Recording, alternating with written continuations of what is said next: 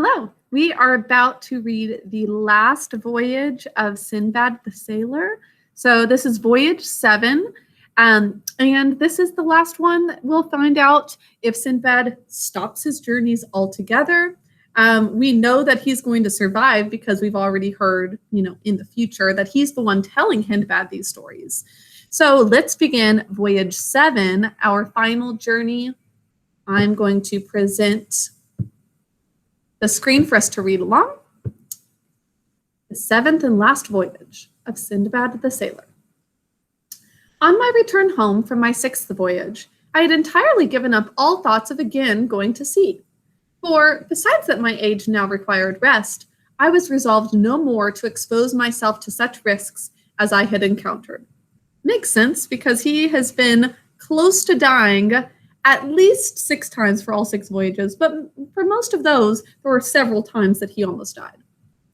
So that I thought of nothing but to pass the rest of my days in tranquility, means peace and relaxation.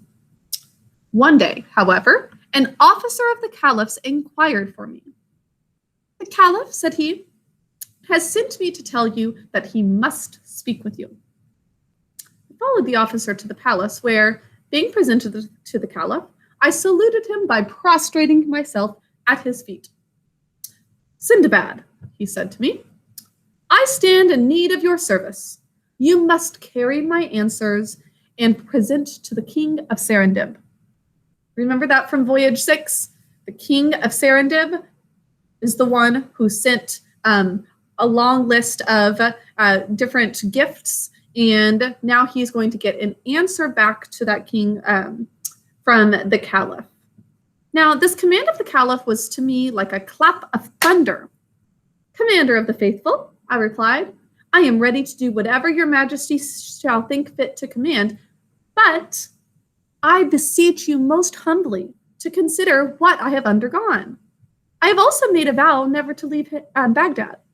He's saying, "I understand that I should obey you, but this is the one thing that I ask. Don't send me out on another voyage." Perceiving that the Caliph insisted upon my compliance, I submitted. So Sinbad is going off to sea again, and told him that I was willing to obey. He was very well pleased, and ordered me 1,000 sequins for the expenses of my journey. I prepared for my departure in a few days. As soon as the Caliph's letter and present were delivered to me, I went to Bussorah, where I embarked, and had a very prosperous voyage. Having arrived at the Isle of Serendib, I was conducted to the palace with much pomp, when I prostrated myself on the ground before the king. "Sinbad," said the king, "you are welcome. I have many times thought of you. I bless the day on which I see you once more." I made my compliments to him and thanked him for his kindness, and delivered the gifts from my august master. The Caliph's letter was as follows. This is the letter being sent. "Greetings, in the name of the sovereign guide of the right way, from the servant of God, Harun al-Rashid, whom God hath set in the place of vice-regent to his prophet. After his ancestors of happy memory, to the potent and esteemed Raja of Serendib." This is a long greeting. "We received your letter with joy, and send you this from our imperial residence, the Garden of Superior Wits. We hope, when you look upon it, you will perceive our good intention and be pleased with it. Farewell." So basically, I hope you enjoy the present. Now, the Caliph's present was a complete suit of cloth of gold, valued at 1,000 sequins. That's how much this suit costs. 50 robes of rich stuff, 100 of white cloth, the finest of Cairo, Suez, and Alexandria.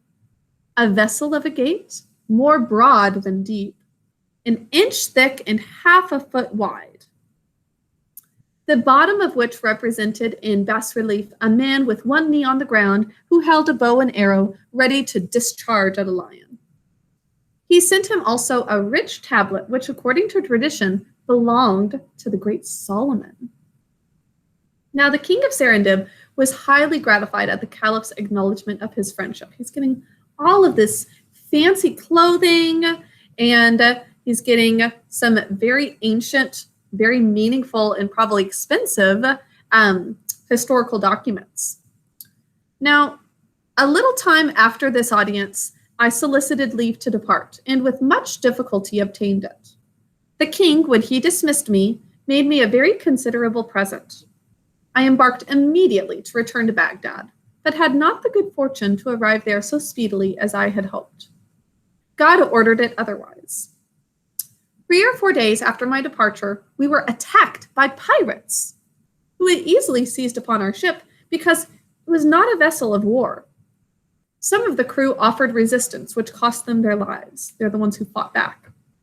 But for myself and the rest, who were not so imprudent, the pirates saved us and carried us into a remote island where they sold us as if they were slaves. Now, I fell into the hands of a rich merchant who, as soon as he bought me, took me to his house, treated me well, and clad me handsomely as a slave. So he was sold as a slave working for this man. Some days after, he asked me if I understood any trade or did he have any specific skill. I answered that I was no mechanic, but a merchant. He buys and sells goods, and that the pirates who sold me had robbed me of all that I had possessed. Tell me, replied he, can you shoot with a bow? I answered that the bow was one of my exercises in my youth. He gave me a bow and arrows, and taking me behind him on an elephant, carried me to a thick forest some leagues from the town. We penetrated a great way into the wood, and when he thought fit to stop, he bade me alight, get down, and then showing me a great tree. Climb up that, said he, and shoot at the elephants as you see them pass by, for there is a prodigious number of them in this forest. And if any of them fall, come and give me notice. Having spoken thus, he left me victuals and returned to the town, and I continued upon the tree all night. Now I saw no elephant during the night, but next morning, at break of day, I perceived a great number. I shot several arrows among them, and at last one of the elephants fell. When the rest retired immediately and left me at liberty to go and acquaint my patron with my success.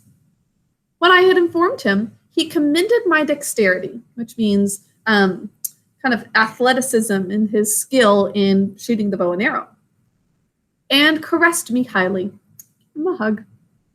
We went afterward together to the forest where we dug a hole for the elephant, my patron designing to return when it was rotten and take his teeth to trade with. So the whole reason he's wanting to shoot down these elephants is to get their teeth. I continued this employment for 2 months. One morning, as I looked for the elephants, I perceived with extreme amazement that instead of passing by me across the forest as usual, they stopped and came to me with a horrible noise. And in such numbers that the plain was covered and shook under them, they surrounded the tree in which I was concealed, with their trunks uplifted, and all fixed their eyes upon me. It'd be scary. Surrounded by all those elephants he was trying to kill. At this alarming spectacle, I continued immovable and was so much terrified that my bow and arrows fell out of my hands. My fears were not without cause, for after the elephants had stared upon me some time, one of the largest of them put his trunk round the foot of the tree, plucked it up, and threw it on the ground. I fell with the tree, and the elephant, taking me up with his trunk, laid me on his back, where I sat more like one dead than alive, with my quiver on my shoulder. Those are the rest of his arrows. He put himself at the head of the rest, who followed him in line one after the other, carried me a considerable way, then laid me down on the ground, and retired with all his companions. After having lain some time, and seeing the elephants gone, I got up and found I was upon a long and broad hill, almost covered with the bones and teeth of elephants. I doubted not but that this was the burial place of the elephants, and that they carried me thither on purpose to tell me that I should forbear to kill them, as now I knew where to get their teeth without inflicting injury on them. So these elephants are very intelligent, more intelligent than a normal elephant, but remember, this is a fantasy story.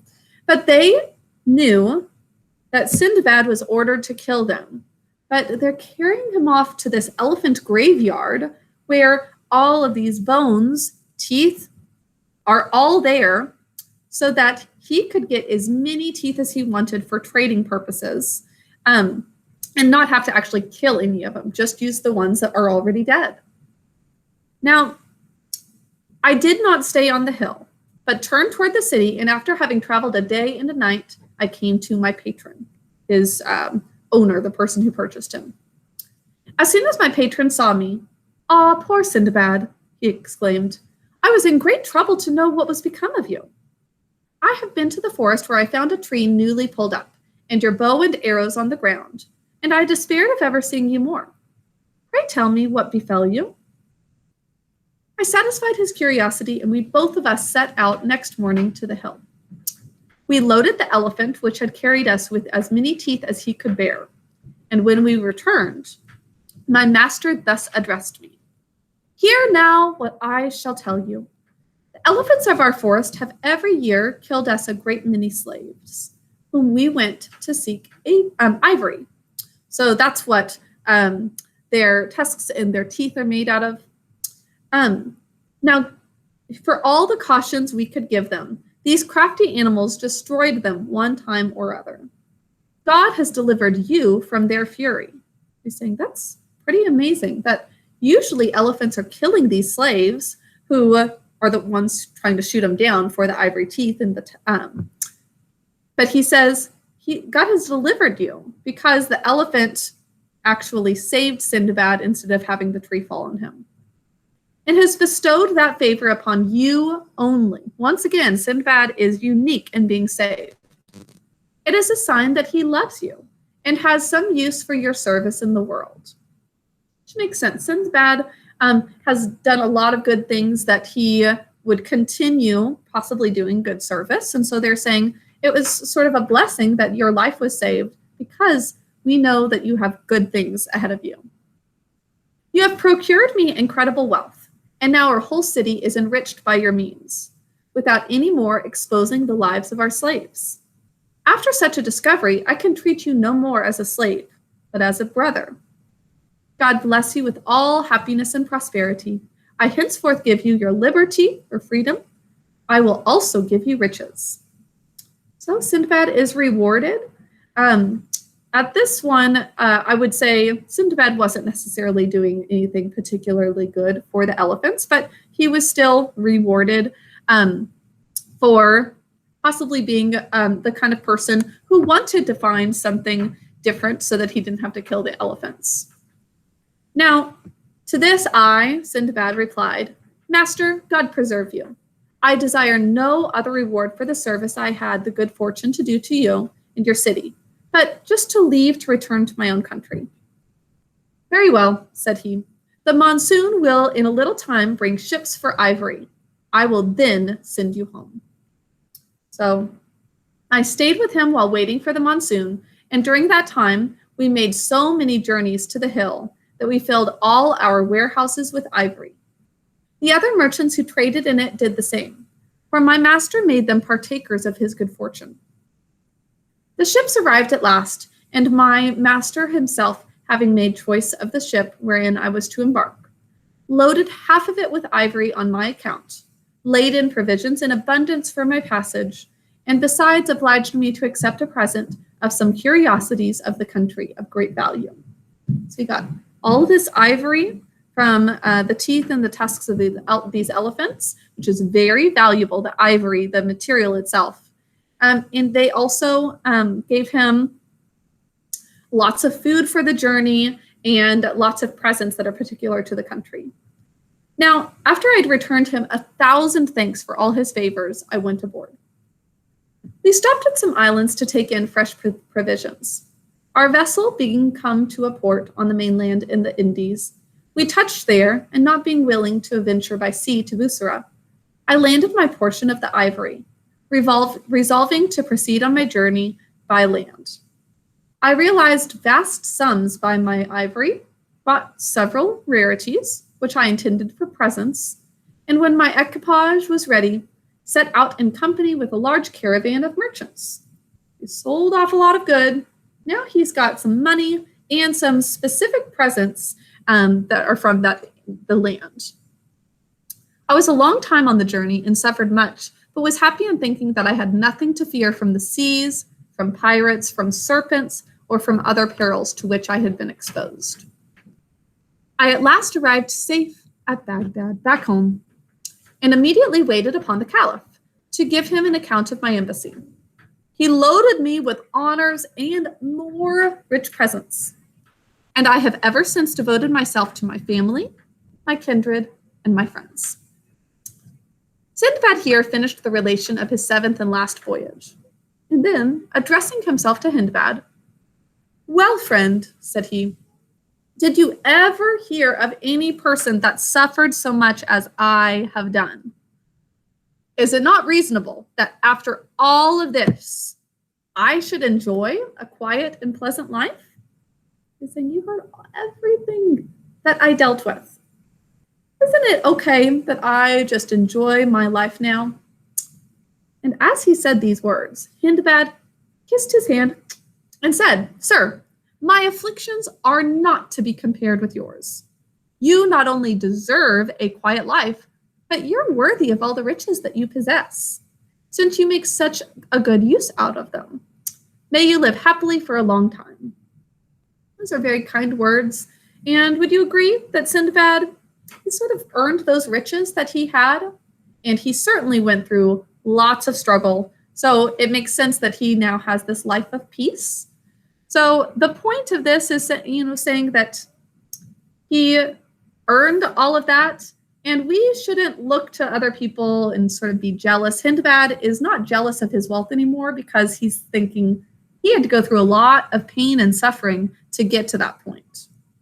And Sinbad also has been very generous with his money, giving some to Hindbad, 100 sequins every day that he comes. And he gives a lot of money away in the form of these parties for his friends. It may seem like he should be giving the money away to something better. And I do think that Sinbad is not the best hero, but he is doing pretty well at not being selfish with his things. He likes to give to other people. Now, Sinbad ordered him to be paid another 100 sequins and told him to give up carrying burdens as a porter and to eat henceforth at his table. For he wished that he should all his life have reason to remember that he henceforth had a friend in Sinbad the sailor. That is the end of our story of Sinbad. That's also the end of the stories that we'll be reading about the Arabian Nights in general. I may film a few other videos of some of the other stories from the book that if we were in class together, we'd be reading from, but it won't be like this one that's presented on the screen. So I hope that you enjoyed Voyages of Sinbad and also the story of Aladdin from a couple weeks ago. We'll have a quiz over it on Friday this week, and I will see you all later. Bye.